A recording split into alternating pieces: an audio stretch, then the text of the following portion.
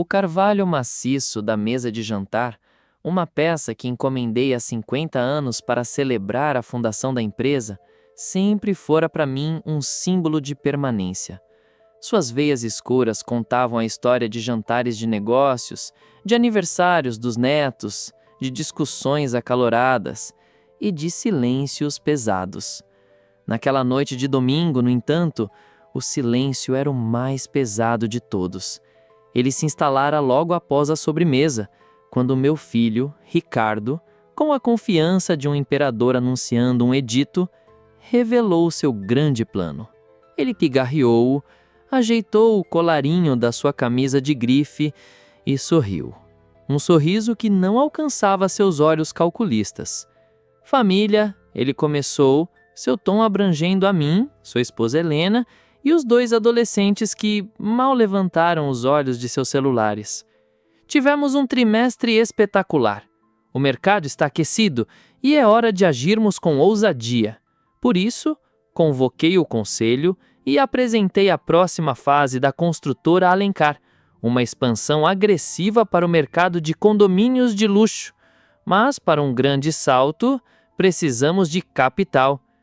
Ele fez uma pausa dramática, como se esperasse aplausos. Helena, sentada à sua frente, franziu a testa. Ela era arquiteta, uma mulher de lógica e estética. Seu instinto para estruturas, tanto físicas quanto familiares, era apurado. E de onde virá esse capital, Ricardo? Não estávamos falando em contenção de custos há 2 meses? Ricardo acenou, descartando a preocupação com um gesto. Exatamente. Não vamos nos endividar. Vamos liquidar um ativo antigo. Um ativo que já cumpriu seu propósito. Seus olhos encontraram os meus, e eu senti o peso do que viria a seguir. Vamos vender a sede histórica da empresa. O ar pareceu ficar mais denso. A sede não era apenas um prédio no centro da cidade. Era o primeiro grande projeto que eu havia desenhado e construído. Cada tijolo fora assentado sob a minha supervisão. As fundações, eu as havia calculado pessoalmente, garantindo que durassem séculos. Era a materialização da minha filosofia de vida, construir sobre bases sólidas. É um prédio velho, pai, continuou Ricardo, seu tom agora um pouco defensivo, antecipando minha objeção. Caro de manter, ineficiente em termos de energia, localizado numa área que já não é o coração financeiro da cidade. O valor do terreno é astronômico. Vendê-lo nos dará o fôlego para construir 3 torres modernas e nos colocar no topo do mercado. É o futuro contra o passado? Ele olhava para mim, esperando a explosão de um velho sentimental. Esperava que eu falasse sobre legado, sobre memória, sobre o suor derramado naquelas salas. Mas eu aprendi há muito tempo que o silêncio é uma ferramenta mais poderosa que a fúria. A engenharia me ensinou a analisar as tensões antes de aplicar qualquer força, e a tensão no rosto do meu filho era imensa. Havia um brilho de desespero em sua ambição, uma pressa que não condizia com um plano de negócios bem estruturado. Eu permaneci calado, minhas mãos repousando sobre o carvalho da mesa. Observei Helena, que agora olhava para o marido com uma expressão indecifrável, uma mistura de surpresa e uma ponta de desconfiança. Ela sabia o que aquele prédio significava para mim, para a história da família. Os meus netos, alheios à demolição da história de sua própria família, continuavam a digitar em suas telas brilhantes. Ricardo, desconcertado pela minha falta de reação, insistiu. É apenas um negócio, pai. Precisamos nos livrar dessa poeira, desse atraso. O senhor sempre disse que uma empresa que não se move, morre. Eu assentei lentamente, finalmente quebrando meu silêncio. Minha voz saiu calma, nivelada. Você está certo, Ricardo. Uma empresa precisa se mover. Levantei-me, o corpo de 72 anos protestando discretamente. Se me dão licença, o dia foi longo. Helena, o jantar estava excelente. Dei as costas e caminhei lentamente para fora da sala de jantar, sentindo os olhos do meu filho queimando nas minhas costas, cheios de frustração e de um triunfo que ele julgava completo. Ele olhava para o prédio e via apenas tijolos e argamassa, um obstáculo para sua glória. Mal sabia ele que as paredes que ele queria derrubar foram construídas sobre alicerces que só eu conheço. E alguns alicerces não são feitos de concreto, mas de tinta sobre papel. A manhã seguinte nasceu fria e cinzenta, um espelho do meu estado de espírito. Eu não sentia raiva, mas uma profunda melancolia. A engenharia ensina que a falha mais perigosa em uma estrutura não é a que faz barulho, mas a que se desenvolve em silêncio. A fissura que corrói a integridade de dentro para fora. Ricardo era uma fissura se abrindo no coração da minha obra mais importante, a nossa família e a empresa que a sustentava. Dispensei meu motorista e dirigi meu próprio carro, um sedã antigo, mas impecavelmente mantido, até o centro da cidade. Parei em frente à sede histórica. O prédio de 5 andares, com sua fachada de tijolos aparentes e janelas amplas, parecia um velho cavalheiro digno em meio aos arranha-céus de vidro e aço que o cercavam. Ali estava a prova física de que a qualidade e a solidez nunca saem de moda. Em vez de usar a entrada principal, usei minha chave antiga para abrir uma porta lateral que levava diretamente à escadaria de serviço. Subi os degraus, o som dos meus passos ecoando nas paredes vazias. Meu antigo escritório ficava no último andar. A empresa o mantinha intacto, mais como um museu do que como um espaço funcional. A placa de latão na porta ainda dizia: Samuel Alencar, fundador e engenheiro-chefe. O cheiro lá dentro era uma mistura de poeira, couro velho e papel. Tudo estava como eu havia deixado há 10 anos. A pesada mesa de mogno, a prancheta de desenho no canto, a estante com meus manuais de engenharia e, atrás de um quadro de paisagem, o cofre de parede. Girei o seletor, a combinação de números fluindo dos meus dedos por pura memória muscular. A data de nascimento da minha falecida esposa, a data de fundação da empresa, a data de nascimento de Ricardo. A porta de aço pesado se abriu com um clique satisfatório. Lá dentro, em meio a escrituras e certificados de ações, estava o que eu procurava. Um grosso volume encadernado em azul escuro. A ata de fundação da construtora Alencar. Levei o livro para a mesa, a luz pálida da manhã iluminando a poeira que se levantava de suas páginas. Folheei o documento, passando por parágrafos de formalidades legais até encontrar a página que eu mesmo havia insistido em redigir 50 anos atrás, junto com meus 2 sócios, ambos já falecidos. Era a cláusula 17, subseção B. Meus sócios, na época, haviam achado um exagero, um capricho de um jovem engenheiro obcecado por salvaguardas. Mas eu insistira. Eu sabia que o tempo e a ambição podiam corroer a memória e o bom senso. A cláusula era minha âncora no futuro, uma fundação jurídica para o legado físico que estávamos criando. Voltei para casa e me sentei no meu escritório, um ambiente muito mais moderno do que o da antiga sede, mas com a mesma ordem. Digitalizei a página relevante com um scanner de alta resolução. A caligrafia da época, quase artística, contrastava com a frieza do que eu estava prestes a fazer. Abri meu e-mail e redigi uma mensagem curta e precisa. Destinatários: Ricardo Alencar, membros do Conselho. Assunto: referente à proposta de venda do ativo 001, sede histórica. Prezados, para fins de esclarecimento e para garantir a conformidade com nossos estatutos fundadores, anexo a esta mensagem a página 24 da Ata de Fundação da Construtora Alencar, datada de 12 de maio de 1975. Peço que observem com atenção a cláusula 17, subseção B, que cito abaixo. Qualquer alteração, alienação ou oneração do patrimônio original da empresa, listado no anexo 1 desta ata, exige, para sua validação, a aprovação unânime e presencial de todos os sócios fundadores vivos signatários deste documento. Como único sócio fundador remanescente, aguardo o agendamento de uma reunião formal para discutirmos o assunto. Atenciosamente, Samuel Alencar. Anexei o arquivo e cliquei em enviar. O pequeno som de confirmação do computador foi como o estalar de uma viga sob pressão. Eu não havia gritado, não havia discutido. Apenas aplicado uma força contrária, precisa e inquestionável. A estrutura que Ricardo tentava demolir às pressas acabava de mostrar que seus alicerces eram muito mais profundos do que ele imaginava. Agora, era só esperar a reação. E eu sabia que ela viria, rápida e furiosa. A reação não demorou nem 2 horas. O som do carro de Ricardo freando bruscamente no cascalho da entrada da minha casa foi o primeiro sinal. A porta da frente se abriu com um estrondo e seus passos pesados ecoaram pelo hall. Eu esperava na biblioteca, sentado em minha poltrona de couro favorita, com um livro sobre pontes romanas aberto no colo. Que brincadeira é essa?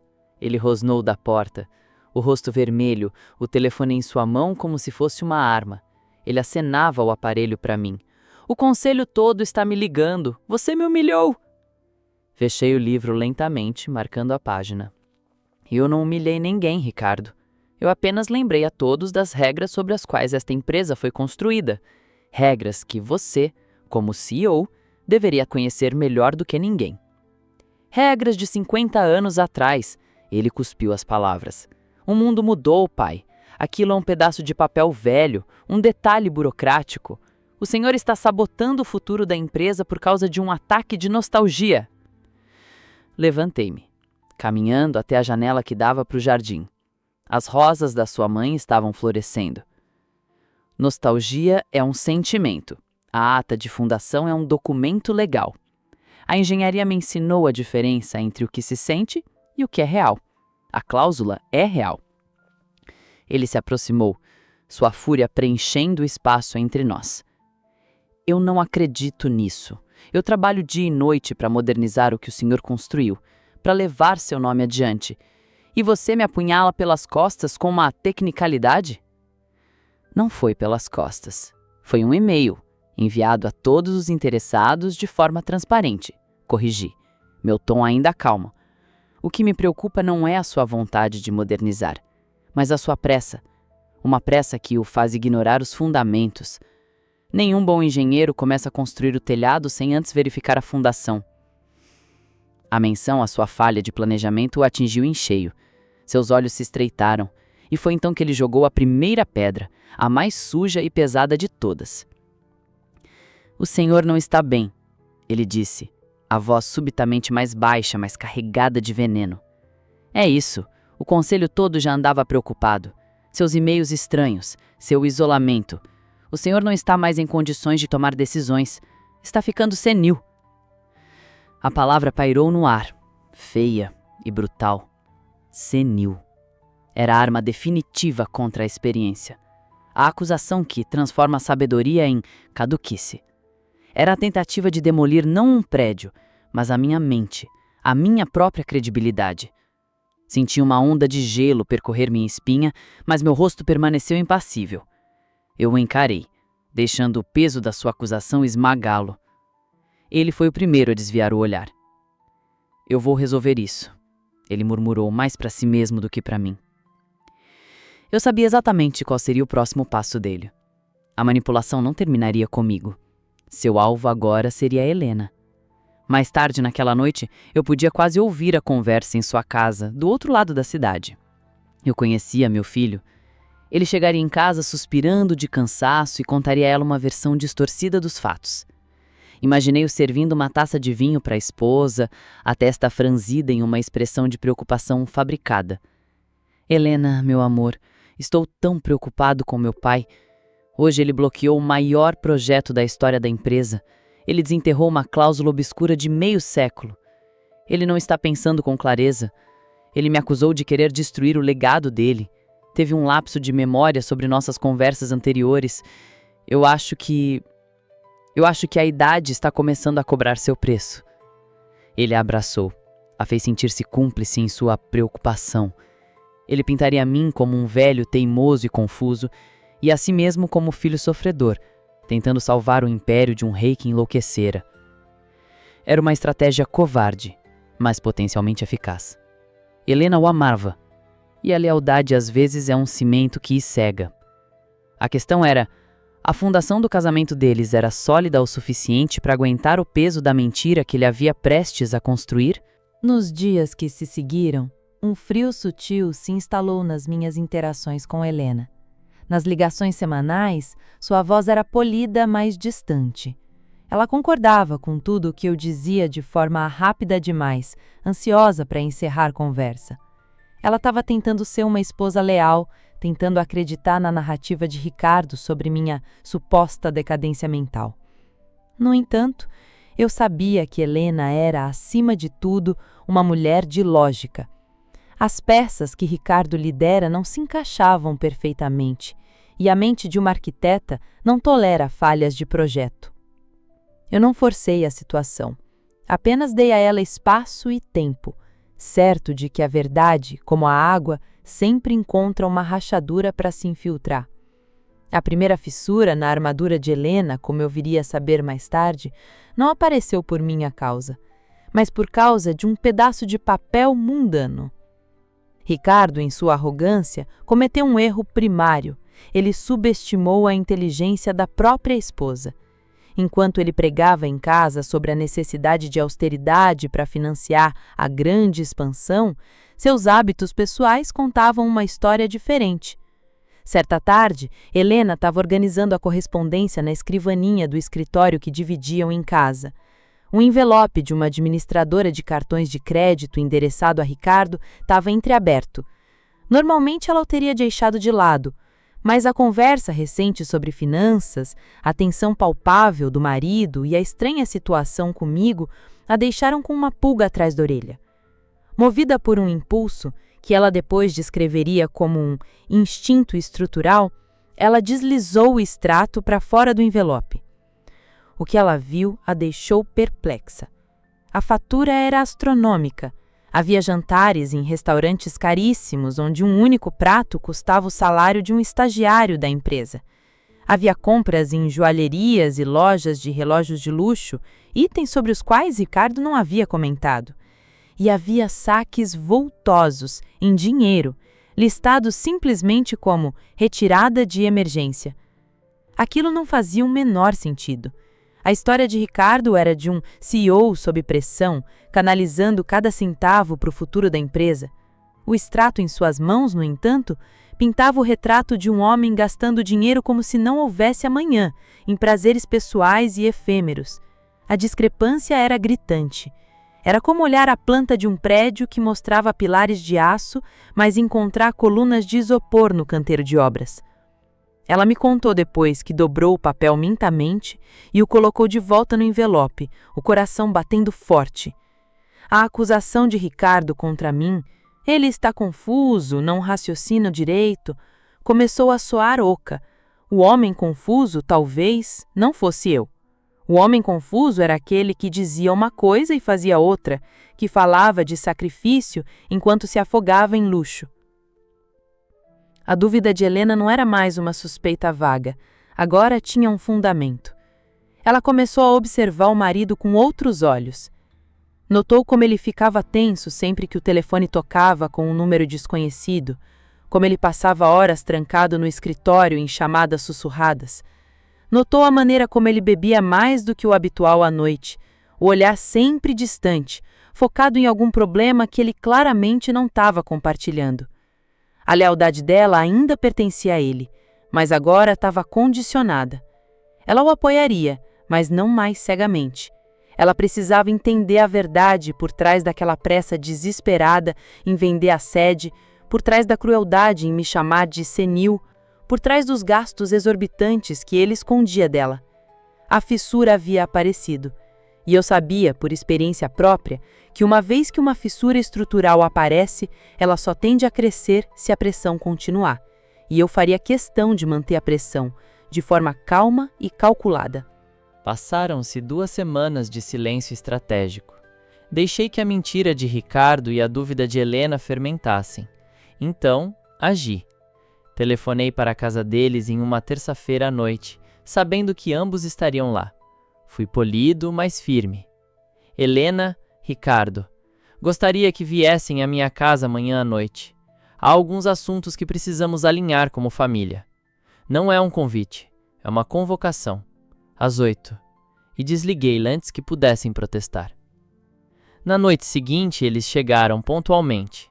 Ricardo, com a expressão de um homem indo para a forca. Helena, com o rosto tenso, observador. Eu os recebi na sala de estar, onde a lareira estava acesa, e 2 taças de vinho e um copo de água estavam servidos sobre a mesa de centro. Não se preocupem, não vou falar sobre a venda da sede, comecei, para surpresa deles. Quero falar sobre a minha senilidade.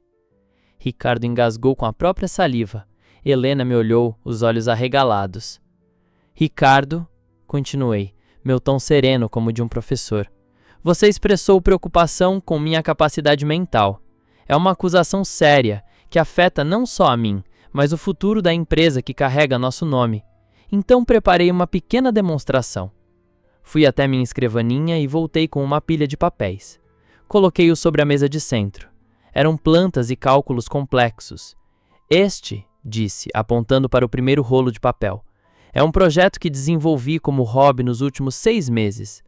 Um estudo de viabilidade para uma ponte estaiada de pequeno porte, usando novos compósitos de fibra de carbono.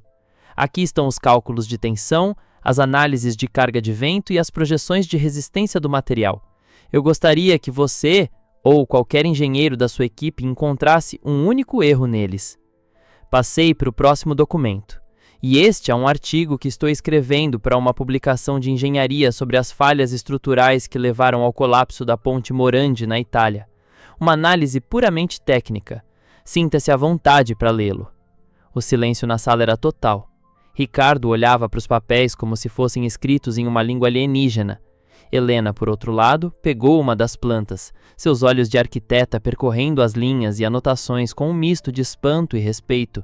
Ela sabia que aquilo não era obra de uma mente senil, era obra de um mestre. Mas eu não havia terminado. Guardei os projetos e peguei uma pasta fina e preta. Agora vamos falar de memória, disse, meu olhar fixo em Ricardo. Você talvez não se lembre, ou convenientemente omitiu este fato de Helena, mas há exatamente 10 anos, a construtora Alencar esteve à beira da falência. Um investimento ruim que você fez no mercado imobiliário do sul do país quase nos levou à ruína. Abri a pasta. Dentro havia cópias de balanços financeiros antigos, e-mails trocados na época e, mais importante, o acordo de renegociação da dívida com os bancos. Você estava em pânico. Queria declarar concordata. Fui eu, o velho nostálgico, que passou 3 meses em reuniões intermináveis com os credores. Fui eu quem usei meu patrimônio pessoal como garantia para reestruturar a dívida e salvar esta empresa. Salvar o seu futuro. Aqui está o acordo com a minha assinatura e as provas da minha intervenção.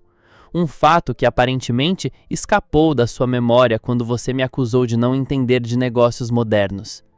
Entreguei a pasta a Helena. Ela pegou e seus olhos passaram rapidamente pelos documentos. Vi o momento exato em que a compreensão a atingiu. A expressão em seu rosto se transformou de dúvida em uma certeza fria e dura. Ela levantou o olhar dos papéis e encarou seu marido. E pela primeira vez eu vi uma fissura não só na confiança dela, mas no amor. Ricardo estava pálido, encurralado pela lógica e pelos fatos. Ele abriu a boca, fechou e finalmente conseguiu balbuciar algo. Eu peço desculpas, pai. Eu ando sobre uma pressão imensa. Falei da boca para fora. Não vai se repetir. O assunto da venda da sede está encerrado. Era a desculpa mais superficial e covarde que eu já ouvira. Ele não estava arrependido de ter mentido. Estava arrependido de ter sido pego. Mas por enquanto era o suficiente. Eu havia provado meu ponto, não para ele, mas para Helena. Havia plantado a certeza de que o problema não era a minha mente, mas o caráter do seu marido. E eu sabia que a mente investigativa dela não deixaria aquilo passar. A verdadeira investigação estava apenas começando. A desculpa esfarrapada de Ricardo foi o catalisador. Para mim, foi a confirmação de sua covardia. Para Helena, foi o alarme de incêndio que ela não podia mais ignorar. A revelação sobre a dívida de 10 anos, um evento crucial que seu marido havia deliberadamente escondido dela, recontextualizou tudo. O desespero de Ricardo não era sobre o futuro da empresa. Era sobre algo pessoal, algo que ele estava escondendo a todo custo. Como ela me contaria mais tarde, naquela mesma noite, depois de uma discussão tensa e cheia de evasivas por parte de Ricardo, Helena esperou que ele adormecesse, exausto pela adrenalina do confronto. Então, ela foi para o escritório deles. Ela não estava procurando por algo específico, estava procurando pela peça que faltava, o pilar oculto que sustentava todo o castelo de mentiras do marido. Seu primeiro instinto a levou aos arquivos da empresa no servidor. Como arquiteta sênior, ela tinha acesso administrativo. Passou horas vasculhando balanços, relatórios de despesas e projeções de fluxo de caixa. Tudo parecia superficialmente em ordem. As contas estavam maquiadas com a competência de quem sabia o que estava fazendo. Não havia nenhuma irregularidade óbvia, nenhum desvio de fundos que saltasse aos olhos. Frustrada, ela estava prestes a desistir quando se lembrou de algo. Anos atrás, antes de migrarem tudo para a nuvem, Ricardo mantinha um HD externo conectado ao seu computador pessoal, onde guardava o que ele chamava de rascunhos e arquivos pessoais. Ele encontrou o dispositivo em uma gaveta, coberto de poeira. Conectou-o ao seu laptop. A maioria das pastas continham arquivos antigos de projetos, fotos de família, coisas inofensivas. Mas uma pasta se destacava. Tinha um nome genérico, Backups 2024, mas estava protegida por senha. Aquilo, para Helena, foi como encontrar uma parede onde a planta baixa mostrava uma porta. Ela tentou as senhas óbvias, o aniversário dela, o dos filhos, o nome da empresa. Nada. Sentou-se, frustrada, tentando entrar na mente do marido. O que era importante para ele? O que ele usaria para proteger seus segredos mais profundos? Então, uma memória distante veio à tona. Quando eles começaram a namorar, Ricardo tinha um Golden Retriever que ele adorava, um cão da infância chamado Sansão. Ele vivia contando histórias sobre o cachorro. Com os dedos tremendo um pouco, ela digitou SANSAO123. A pasta se abriu. O que Helena encontrou ali a fez sentir um frio na espinha. Não eram segredos de infidelidade ou pequenos desvios. Era a anatomia de um desastre financeiro completo. Havia uma subpasta chamada Investimentos Pessoais. Dentro, dezenas de e-mails trocados com um corretor de uma firma de investimentos de altíssimo risco, do tipo que promete lucros absurdos e não oferece nenhuma garantia. Os e-mails começavam otimistas e se tornavam cada vez mais desesperados. Ela encontrou planilhas. Uma mostrava a realidade, uma dívida crescente que já ultrapassava a casa dos milhões, resultado de chamadas de margem e investimentos alavancados que haviam virado pó. Outra planilha, intitulada Projeção para Bancos, era uma obra de ficção, com números inflados e lucros imaginários, claramente usada para enganar e obter mais crédito. A pior descoberta foi uma troca de e-mails com um nome que ela não reconheceu. O tom das mensagens não era de um credor institucional. Era ameaçador, pessoal. Falava de prazos finais, consequências graves e mencionava saber onde os filhos deles estudavam. Eram agiotas ou algo pior. Helena finalmente entendeu tudo. A pressa em vender a sede não era para expansão. Era para levantar dinheiro vivo e rápido para cobrir aquele rombo antes que os seus credores perigosos viessem cobrar a dívida de uma forma que não envolveria advogados. A acusação de senilidade contra mim era uma tentativa desesperada de me remover como obstáculo. Os gastos com luxo eram uma fachada para manter as aparências, para projetar a imagem de sucesso enquanto ele se afogava. Ela me descreveu a sensação como se o chão de sua casa tivesse desaparecido, revelando um abismo. O homem com o que ela dividia a vida, o pai dos seus filhos, não era apenas um mentiroso. Ele havia colocado a segurança de todos eles em um risco inimaginável. Com o coração martelando no peito, ela agiu com o pragmatismo de uma engenheira em uma crise. Conectou a impressora e metodicamente imprimiu cada e-mail incriminador, cada planilha, cada ameaça. O som da impressora na calada da noite era como uma contagem regressiva.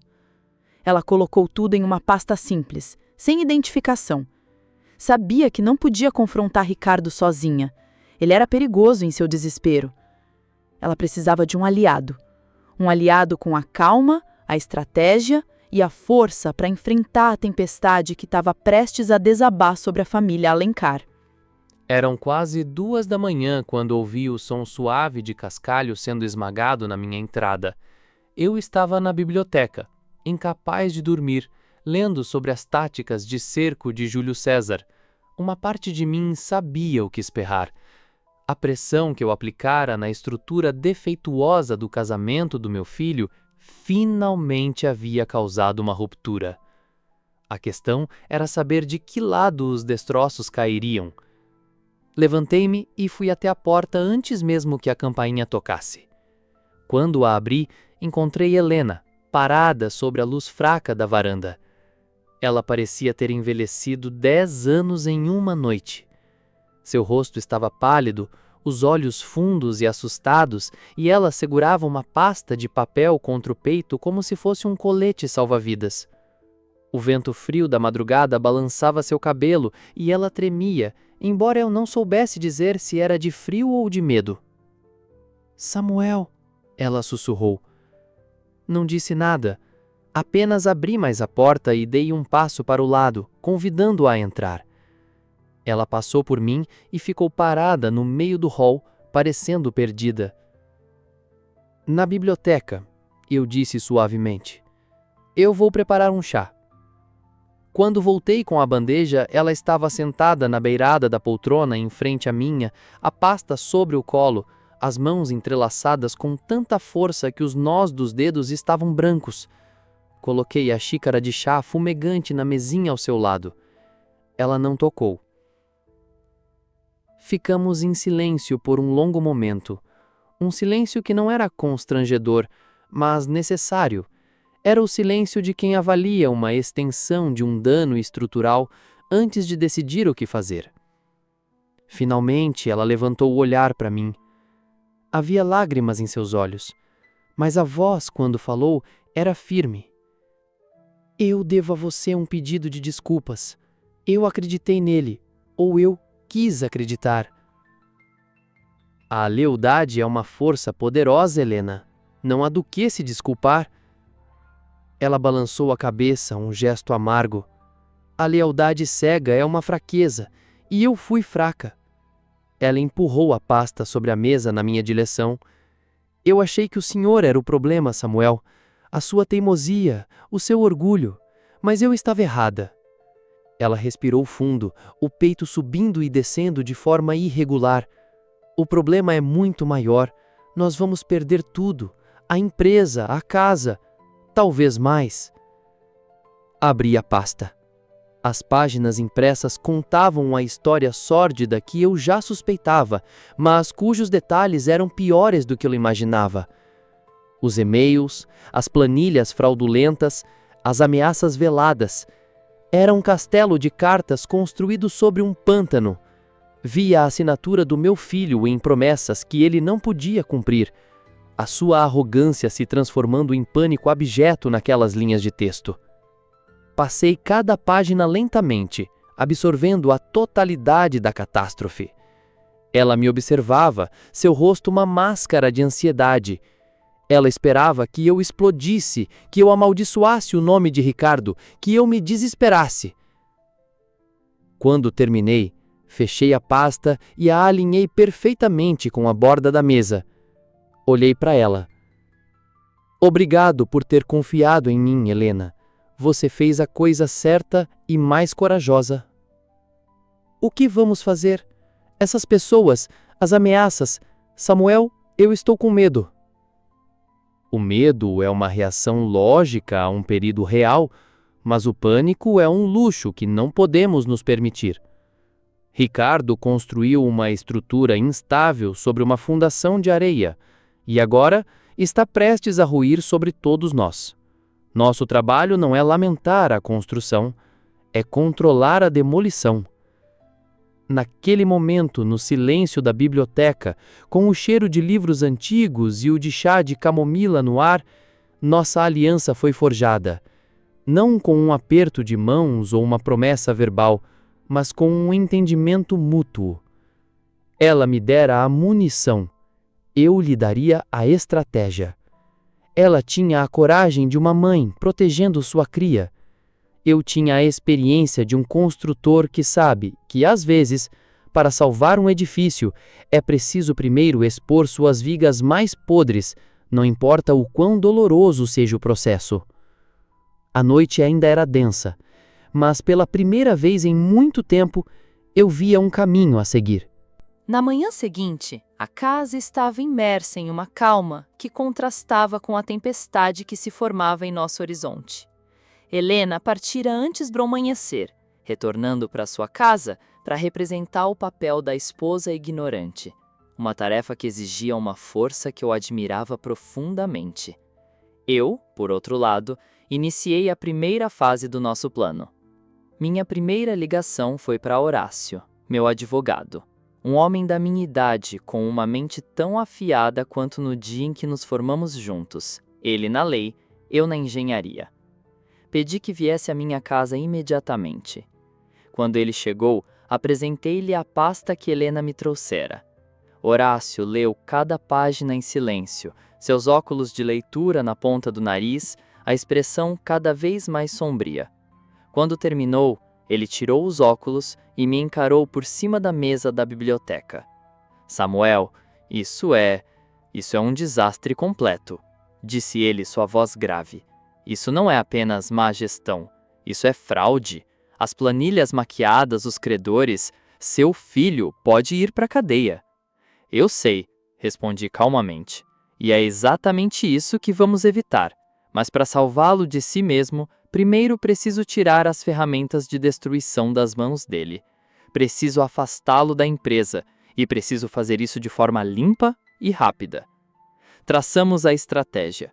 O caminho não era um ataque frontal, que poderia levar Ricardo a um ato ainda mais desesperado e expor a empresa a um escândalo público. O caminho era um cerco, lento e metódico, usando as próprias regras da empresa contra ele. Horácio redigiu a notificação. Era uma obra-prima de eufemismo legal. Usando como base a minha posição de sócio fundador e a cláusula 17b, a notificação expressava profunda preocupação com recentes decisões executivas que podem comprometer a estabilidade financeira de longo prazo da construtora Alencar.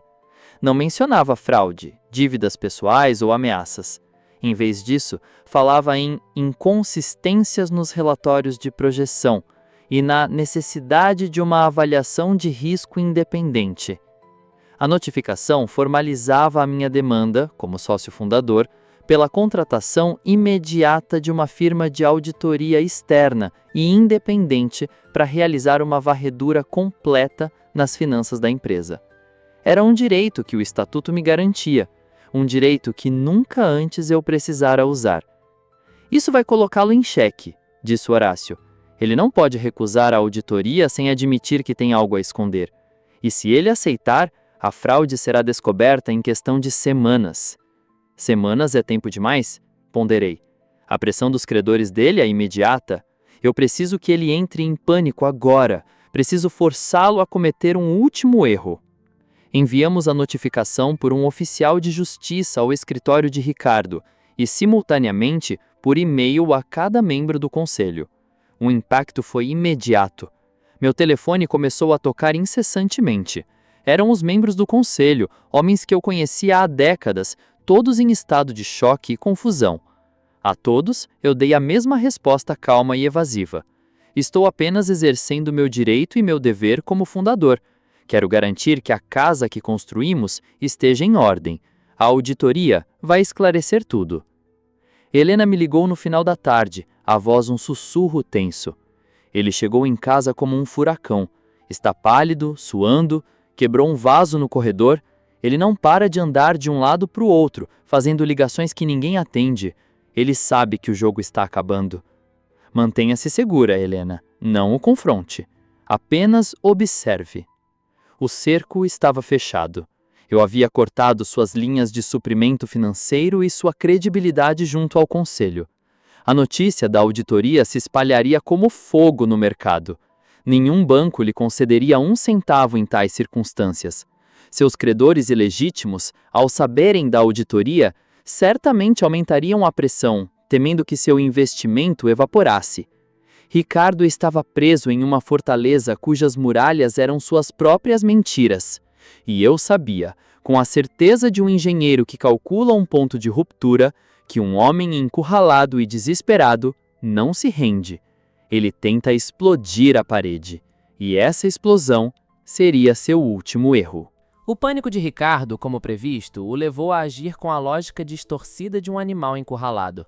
Com a auditoria se aproximando como uma nuvem de tempestade e seus credores se tornando mais agressivos a cada hora, ele precisava de dinheiro e precisava dele imediatamente. Todas as portas institucionais estavam fechadas para ele, então ele recorreu à única porta que achou que ainda poderia arrombar, a minha. Seu lance desesperado foi uma mistura de arrogância, estupidez e uma profunda falta de compreensão sobre quem eu era. Anos atrás, em um momento de planejamento sucessório, eu havia assinado uma procuração que dava a Ricardo certos poderes para administrar meus bens caso eu ficasse incapacitado. O documento era claro, só poderia ser ativado com a apresentação de 2 laudos médicos independentes atestando minha incapacidade. Era uma salvaguarda. Ricardo decidiu ignorá-la. Ele forjou os laudos. Pegou o nome de 2 médicos respeitáveis, falsificou suas assinaturas em papéis timbrados que ele mesmo criou e, munido desses documentos e da procuração antiga, foi ao banco. Não o banco da empresa, mas o meu banco pessoal, onde eu mantinha minhas economias e investimentos há mais de 40 anos. Seu plano era tão audacioso quanto estúpido. Ele tentaria obter um empréstimo pessoal de valor altíssimo, usando como garantia a minha casa, a propriedade onde eu vivia, que estava em meu nome, livre e desembaraçada. Ele provavelmente achou que com a procuração e os laudos seria um processo simples. Ele só não contava com um fator, o fator humano. O gerente daquela agência era um homem chamado Afonso, que começara como escriturário quando era um jovem engenheiro. Eu o vira crescer, casar, ter filhos. Nossas conversas iam muito além de taxas de juros. Falávamos de pescaria, de futebol, da vida. Ricardo entrou na agência com a sua habitual arrogância, exigindo uma reunião imediata com o gerente. Afonso recebeu, polido como sempre. Ricardo apresentou os documentos, a procuração, os laudos falsos, a matrícula do meu imóvel e o pedido de empréstimo. Ele contou uma história sobre mim, sobre uma súbita e trágica deterioração da minha saúde mental e sobre a necessidade urgente de fundos para custear um tratamento caríssimo no exterior. Afonso ouviu tudo em silêncio, examinando os papéis. Ele olhou para as assinaturas nos laudos, para a data da procuração, para o valor exorbitante que Ricardo pedia. Como ele me contou mais tarde, seu instinto apitou imediatamente. As assinaturas pareciam estranhas, a história de Ricardo dramática demais. E, acima de tudo, ele conhecia Samuel Alencar.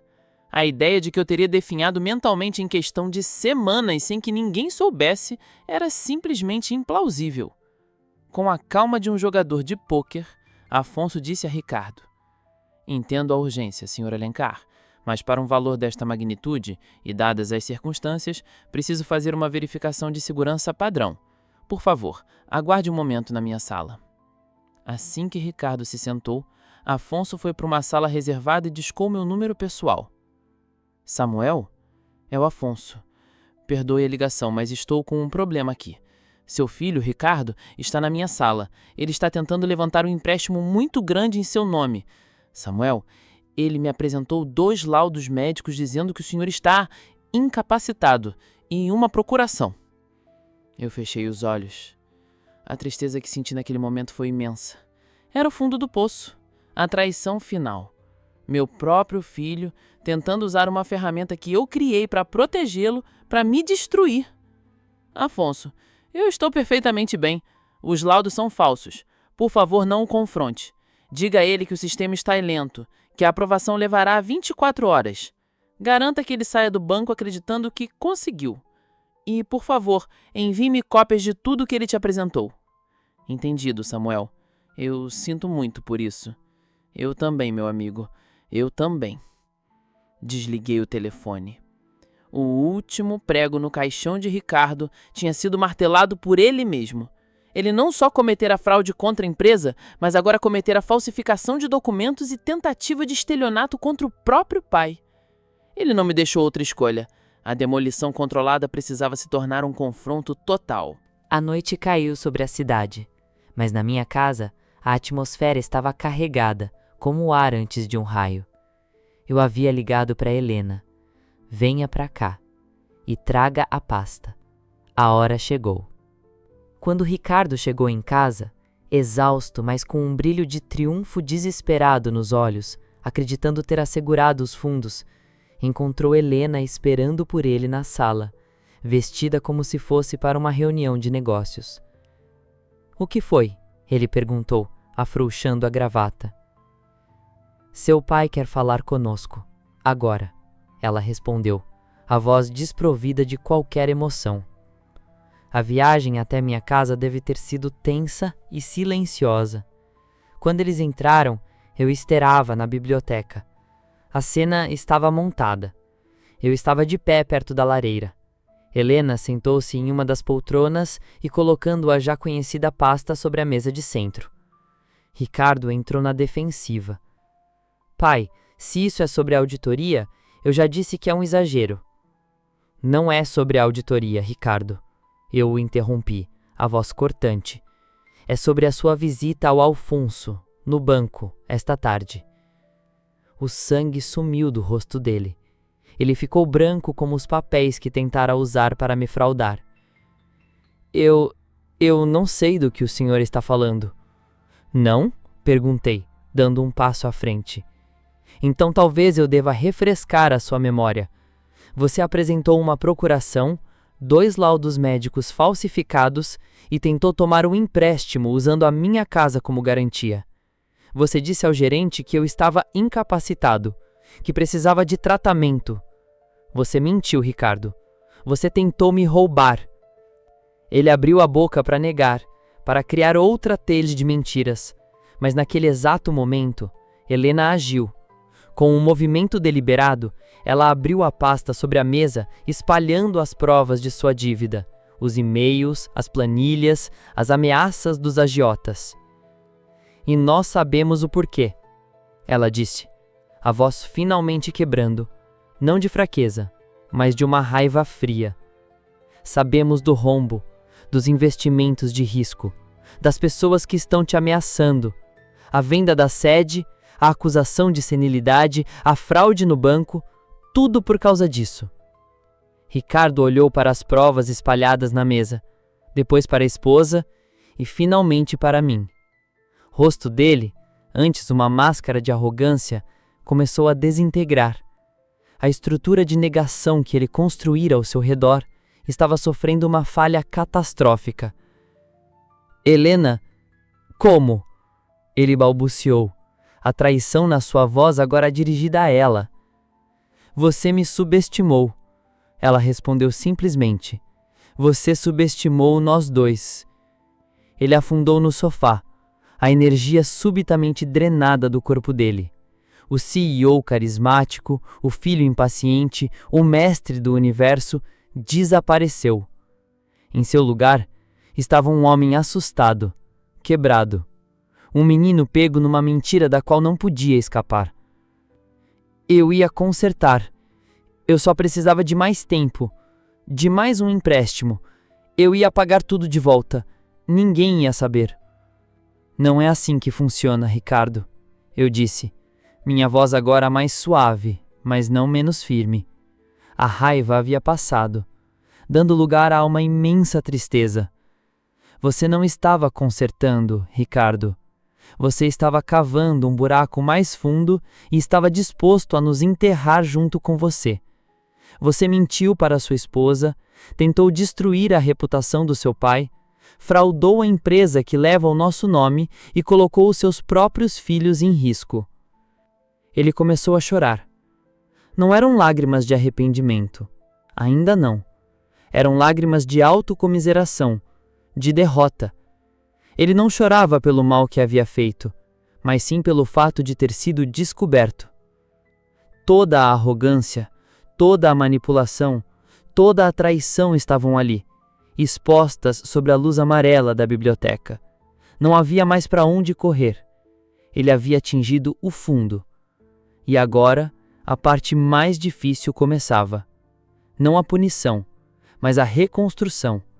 E a primeira regra da reconstrução é que a estrutura antiga e podre precisa ser completamente demolida antes que um novo alicerce possa ser lançado. Os dias que se seguiram ao confronto foram um limbo de silêncio e planejamento.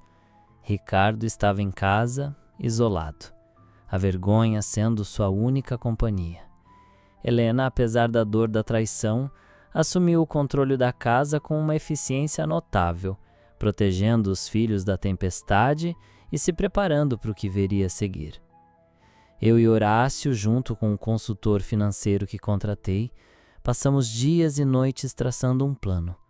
O objetivo não era a punição, mas a salvação.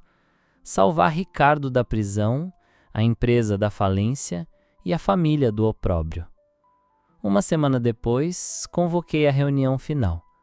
Aconteceu na antiga sede da empresa, na sala de reuniões do conselho, um lugar carregado de história. Estávamos presentes eu, Helena, Horácio, o consultor financeiro e Ricardo.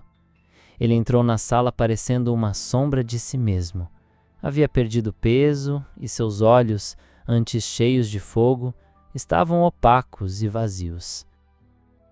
Ricardo, comecei, sem rodeios. Nós temos duas opções. A primeira é a via legal. Eu entrego as provas de fraude, falsificação e estelionato ao Ministério Público. Você será processado, provavelmente condenado, e a empresa será arrastada para um escândalo que a destruirá. A segunda opção é a que está nesta mesa. O consultor financeiro, um homem chamado Dr. Barros, abriu uma pasta. O plano era brutal em sua simplicidade e severidade. Eram os termos da redenção. Primeiro, disse Barros, com sua voz calma e professoral, você renuncia imediatamente e de forma irrevogável ao cargo de CEO e a seu assento no conselho da construtora Alencar. A renúncia será justificada publicamente como motivos pessoais de saúde. Ricardo assentiu, sem sequer levantar o olhar. Segundo, continuou Barros, Helena Alencar assumirá como interventora da presidência com apoio de um conselho de gestão provisório, formado por mim e por Horácio, até que a empresa se estabilize. Ela terá autoridade total. Pela primeira vez, Ricardo ergueu a cabeça e olhou para sua esposa. Havia surpresa no seu olhar, talvez até uma ponta de ressentimento. Helena o encarou de volta, sua expressão firme e inabalável. Terceiro, seu patrimônio pessoal será liquidado. O carro esportivo, os relógios, as ações que você possui em outras empresas. Tudo será vendido. O dinheiro será usado para iniciar o pagamento aos seus credores, com quem Horácio já está negociando um acordo para evitar ações criminais. Quarto, a dívida remanescente será absorvida como um empréstimo pessoal seu para a empresa, com juros de mercado, e você vai pagar cada centavo de volta. Ricardo engoliu seco. Como? Eu não terei mais nada? Foi aí que apresentei o último e o mais importante termo. Você não será demitido, eu disse. A empresa não vai virar as costas para você, mas seu tempo no topo acabou. A partir de segunda-feira, você será realocado. Assumirá o cargo de gerente de projetos em obras de médio porte. Receberá um salário modesto, compatível com a função. Seu escritório será um container no canteiro de obras. Você se reportará ao diretor de engenharia e, em última instância, à nova presidente. A humilhação da proposta era palpável. De CEO a gerente de obra, de uma sala com vista panorâmica a um container empoeirado, de dar ordens a recebê-las, inclusive da própria esposa. Era um golpe devastador em seu ego.